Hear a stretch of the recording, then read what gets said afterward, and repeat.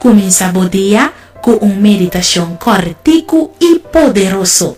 Awe Dios que papo medita. Presenta pa Varushka Luisa.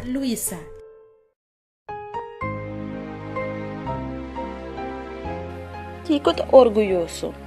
Kiko que men wak outro ene com menosprecio. Kiko que men dita sinti dushi com sempre abo de razão. Felizmente, babo. Abo é texto de meditação da dem provérbio na 21, vers 4.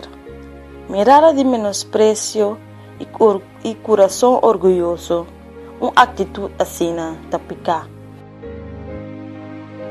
Tá picar de mirar outro gente com menosprecio. Outro gente que não tem mesmo nível de educação cubo.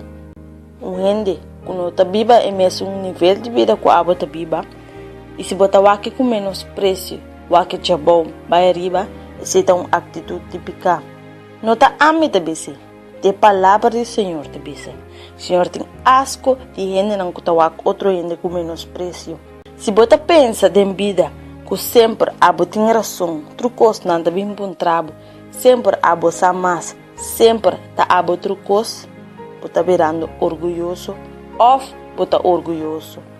Orgulho tá algo malo. Orgulho bota tudo em top e dia bota baixa bom. Tá humilde. Humilde que men, tá humilde de maneira Jesus. Manso maneira carne. Não sempre vamos se ter razão. Não tá sempre vamos se estar trucos. Não sempre abo trucos que bisa, mas se vai assim na pessoa tá bosando. O único homem sabe da Deus. Passa dia ave e corre tá humilde de maneira Jesus. E com orgulho, não tinha nenhum caminho. Feliz dia, Pablo.